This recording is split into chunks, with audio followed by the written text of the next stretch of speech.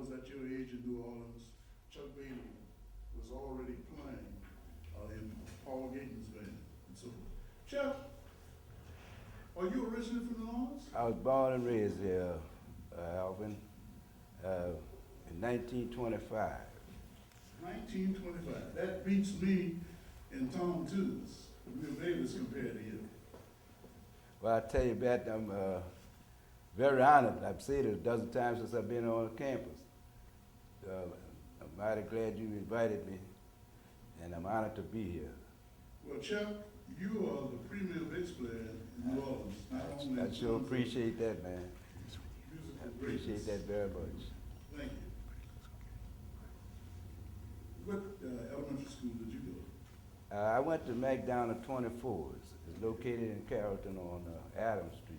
Oh, okay. So you were that part. Oh yeah, I was raised in Carrollton. I went in the ninth ward just before I went travel with the Hampton office. Oh, okay. My father built a home down there. See, it seems to me I remember that because there was an internationally known bus wreck, and you and Wallace Devil was in the band. Was Clifford Brown in that band too? No, Clifford had just left the band, him and Quincy Jones. I recall that Batiste like it was yesterday, and it was nothing nice. I know it wasn't. I seen it coming.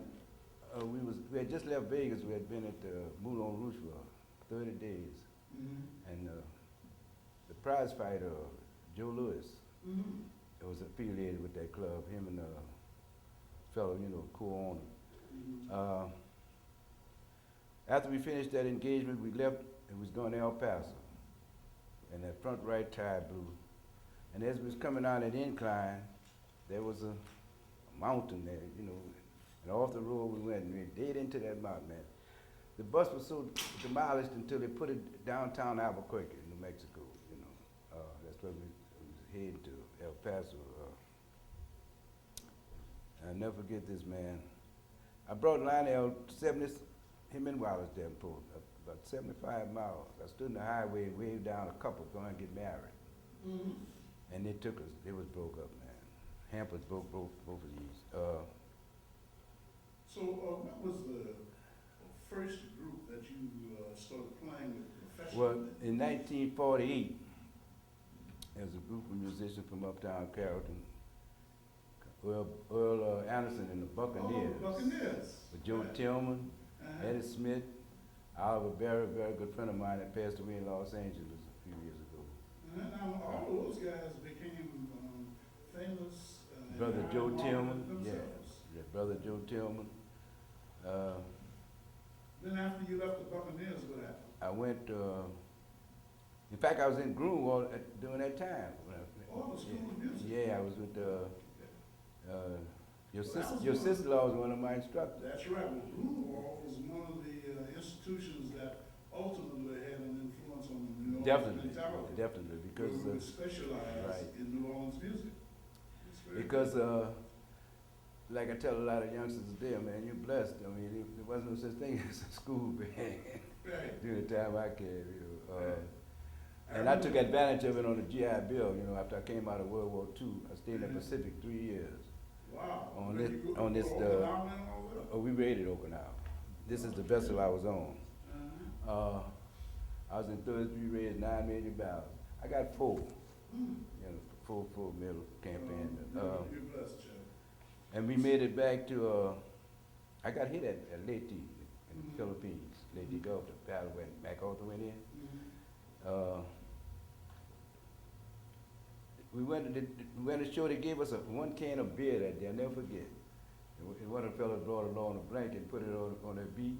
I brought a machete home, man, at Leyte, one of them gorillas gave me. Yeah. And I never forget, if it's all right to say this in front of your class, one of the fellas had a pair of dice. Yeah, these guys don't know anything about that. You're actually correct. I won $3,800 that day. I want to ask the class a question, Winfred. Would you tell us what the meaning of hypnosis is? How do you define hypnosis? Well, Chuck Badie is the personification of hypnosis. So, I remember singing with Paul Gayton. How was that and when and where Well, was that? I never forget, I left Roy Brown Band in Little Rock, Arkansas, in 1951. And I made it back to New Orleans. And then the very same day I got in town, Paul Gayton called my house and he got word, I guess I was back home. And right where you and I played at, on Forest Hall in Claiborne by the Cinder Club, I mean the amusement palace, UI and Ellis and everything. Right. But right across the street was a Bogan's patio. Mhm. I'm on that corner every day passing that to and fro from home. And Paul had an 8-piece unit there. Yeah. Sorry to say, man, I'm the last living member of that band. Jack Willis, Lee Allen, Bill Jones, Frank Parker. Mhm. Uh, So, what are you doing? Well, before then, before your present period, you were part of Afro.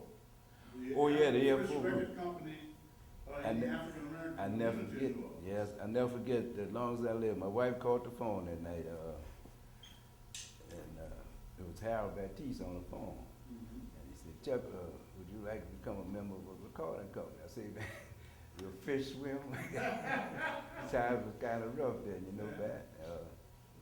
Well, look, before. And that's when you formed the FO group, consisted of Melvin Lanston, Red Tyler, John Boudreaux, Roy Montreal, and then Harold. Harold was our Tammy leader. Lynn was Tammy, the well, one who was- we brought Tammy Lynn in. With how that happened, we was playing at Joy Tavern, and Tammy, our singer, our regular vocalist, Angel Face, went to Washington, had sickness in the family, and she went to Washington D.C. So we was hung up that night, and JT was back in jam. So George Clark, the owner of the club, said, "Man, they got a little girl across that street can sing."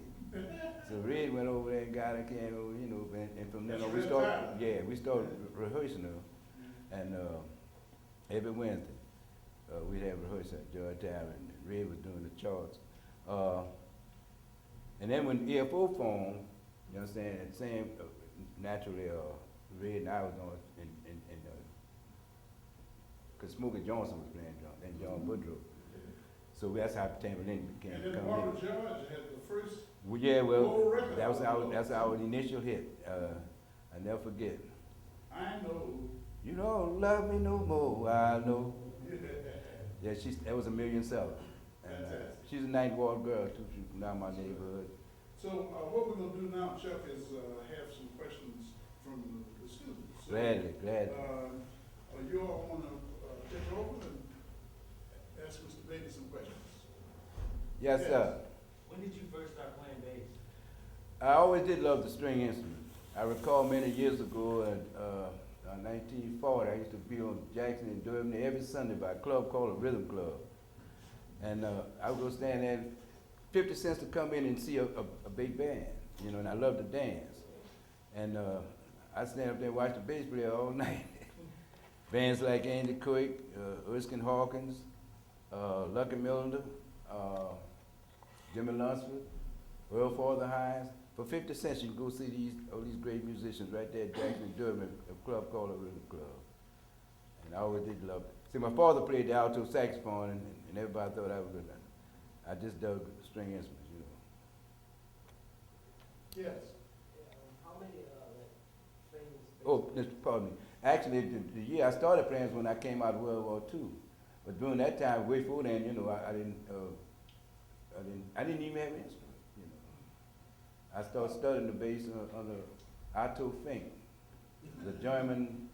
He was a master bassist at Grunwald, and that's from then on. That's how I stuck with the instrument. Okay. What you speak say, up. brother? Yeah. How many bass legends did you ever get to meet? Well, I've met quite a few. Charles Mingus, I never forget, I met Charles in New York City. I was playing at the Cafe Society with Lon Hampton Orchestra. That was also the night I met Thelonzi Monk. He sit in with the orchestra. Bobby Plater, the star boss on the group, the first alto home, said, "Chuck, let's take a walk." And they had ice outside on the ground that high. We plowed about 2 blocks to a club called Bohemia. And Charles Mingus had a trio on that group. And that's how I learned the melody on the bass of the tune, Can't Get Started. When I heard him play that, it blew my mind. You know. And when he came down, by him and Bob Plain being friends, because Mingus was formerly on the band. And Bob Plain introduced me. I met Ray Brown at Basin Street West, 51st Street, living right around the corner of the Alvin Hotel. He was with Oscar Peterson then. I met Oscar Pettiford up in Harlem, a little joint right around the corner from Apollo. He was hanging on the bar, you know, we struck up a conversation, that's how I met him.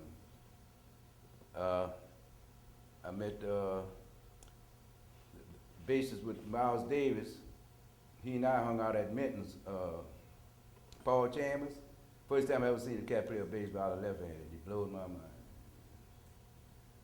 And don't forget Jimmy Garrison with John Coltrane. Oh yeah, or Jimmy, I never forget him long as I live. When Coltrane came here to New Orleans, Jimmy asked me, you know, to show him where he get some strings. He wanted to put a set of strings on his instrument. And it was playing at the Vernon Steakhouse in Louisiana and Saratoga. So we walked from there to the Dewdrop, you know, about 3 o'clock in the morning. During those days, you could walk anywhere. But anyway, that's when I met Jimmy Garrison. Quite a character, man. Jimmy was our bells. Yes. What's perhaps the single most important thing you learned from your life? Well, just be honest, man, you know. Tell it like it is. It's so easy to tell the truth. When something else be called a lie, you know. Tell the truth. And don't give up. You see, they got a lot of young musicians, man. Their parents have brought those homes, those instruments, and they're sitting underneath the bed. I mean, they're laying on the bed on top of ship rolls, so they're locked up after they come out of school, you know. Stick to it if you dig it. I tell a lot of cats every day, man. You know, it ain't gonna play by itself. You have to study it. And that's one thing I advise. You know, if you, like a lot of cats wasting their parents' bread, you know. They go to school and they go buy them instruments and everything, and after they feel like they can't do what they want to do on it, you understand? Then it goes under the bed or in the closet somewhere. Just hang with it. I used to tell a lot of young cats uptown, you know, dragging them electric bass. I had the first electric bass in the city with Paul Gaten Band in 1952. You know what I'm saying? Just to be hip, dragging us out. You gotta play it, brother. Take it out that sack and stay with it. What you say, Dave? I was gonna ask, Speak up a little bit, please. who is your favorite musician to work with? Well, I had quite a few. But he used to call me bodyguard, Lionel Hampton. A lot of cats didn't dig him because he reminded me of Alvin Batiste. You know, this guy can play music 24 hours a day. You understand? Hemp was, he was a driver, and I loved to play. You understand? And we had quite a few, but I'd have to say Lionel Hampton. Because I learned a lot in that orchestra, plus he was patient, you know, very patient. And then, Yes, they did. Could you tell me a little bit about like Ed Blackwell, what you playing? Oh yeah, Ed Blackwell gave me that nickname, Hippy Dippy Number 9. I'll never forget that night. Because I carried my instrument like this, you know, a lot of fellas carry a bass over their shoulder, whatever, and I carried it like this, and I've been walking this way all my life, you know. With that dip like I see cats doing on TV, I said, I was doing that 60 years ago. You know, that walking. So I came in the club, we was playing at on St. Peter and Dauphine at Dominic's. Ed Blackwell, Ellis Marcellus, myself, and Nat Paralyzed. And then when Ellis split, Ed Frank came and took the group. But anyway, I walked in the club that night and Blackwell was setting up his drums, you know. And he turned around and see me, he said, Hippy Dippy Number 9. That's the way he told me. That's how I got that nickname from Ed Blackwell. I learned a lot of rhythms from him, you know. Being accustomed to that 2, 4, you know, 3 things like this, I learned from Ed Blackwell, Ed Black, you know, the 5 rhythms and things like that. That was a long time ago. And in my prayers, I pray for them that God, you know, bring them on in. They rest in peace. Powerful musician. anyone else? say, Give baby? it up. Can you, describe your practicing, if you still practice regularly? Well, not like I used to. I recall, man, I used to get out everything except my underwear, get soaking wet. That was many years ago, but, But do you still practice regularly? be honest with you, no. I mean, you're already accomplished. Only time I played was on the gig, you know. Now and then, if I keep my dial on OZ, you know, but if I pass and hit that button or something on, I grab my axe, you understand? And get wet all over again. Chuck, how old are you now? I'm 78. So I guess, we'll typically this question say, how long ago it's been since you just, been playing rather than practicing and, I don't quite understand how. well, in other words, how long do you think they ought to be practicing before they stop? I practicing and playing? used to practice 4 hours every day. You know what I'm saying? And I'd advise him, you know, I have a nephew playing the soprano sax now around the city. And he still studied, he came out of Shaw. He went to UNO too, but he wasn't in jazz studies out there. But my last words to him about a few weeks, a month or so ago, was practice, practice, practice. Well, Chuck, it is our honor to be able to. Man, I'm tickled to death to be here. Our consciousness to you today. I'm tickled to death. And let's give him another hand, guys.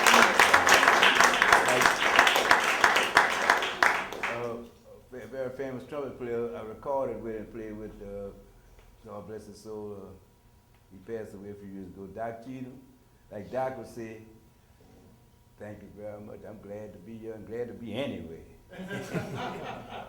So I'm Well, tickled to we death to have, be here, Right man. after this, we have our performance class. Yeah, And you're welcome to stay with us. I'll be Don't forget good, you I'll gotta be- sign some paper. all right, brother. And, every Friday, we have performance classes. Yeah. If you just come, you're part of the family. I like that. And if you come and we're not in here, the office will tell you how to get to the elevator, you know where that is. Solid. Because what we do, we have a classical department here too. Yeah. And the kids listen to both styles of music. And, you can just come on up and enjoy. Right. Let's give Chuck another hand. Thank you very much. I want you to know I enjoy your business at your place, your company, everything here. I passed here about 1,000 times. I never had the slightest thought that all this was happening here. I never realized all this was going on in this building.